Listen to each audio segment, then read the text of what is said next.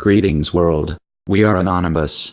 For years, a war has been raging within the urban streets of the United States. It was not until the events of Ferguson and Baltimore, when this war ceased. Before we speak any further, we are not declaring war against the Crips, the Bloods or any other gang, nor are we asking them, or you, to do X. This message is aimed at those who have not been informed of a truce between the Bloods and the Crips.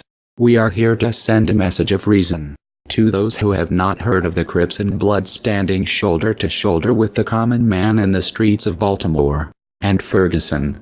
From now on, the Bloods and the Crips are not gangs, but freedom fighters, ridding scum and poverty off the streets. They now claim to serve and protect, bringing about knowledge and positive change. We encourage other rival gangs to do the same, to unify with one another, and to stand alongside the common man, and to fix the system the powers that be have broken in order to exploit you and your family. By no means is this a call to arms against a system that has not only blemished society, but has not listened to the people's demands. As we've stated, we are not ordering no one to do X, Y and Z. We are only here to inform you, specifically to other gangs that have bitter rivalries. The actions the Crips and Bloods have taken in Ferguson and Baltimore are prominent in battling the last problem the United States holds. Hence, we highly encourage others to do the same. Whether you are an individual or a gang, we must stop the war on the streets and with each other and focus our time and efforts to those barely getting by. To jump to the point, this message is delivered to you by common citizen. We are you, and you are us. We seek the best future for our children, for yours, and for others.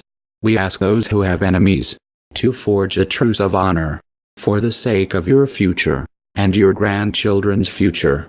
For all of our families, fighting with one another has gotten us nowhere. The Crips and Bloods have seen that through and through.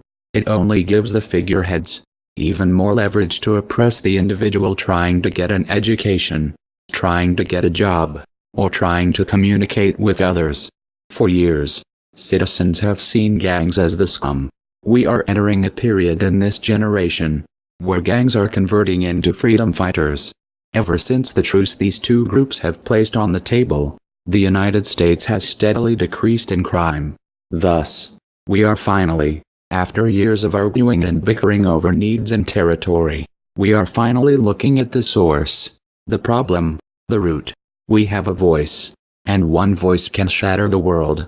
Martin Luther King, Tupac, Muhammad Bouazizi and Malala have proven such a feat.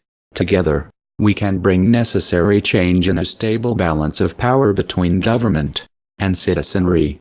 Cooperation is key. The Arab Springs is one example of unison. Yet, many call it a failed revolution.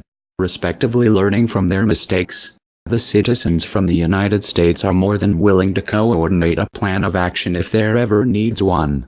Ever since the Crips and Bloods have united and have focused their efforts in aiding the common citizen, the last piece of the puzzle has been finally solved concerning the problem within society.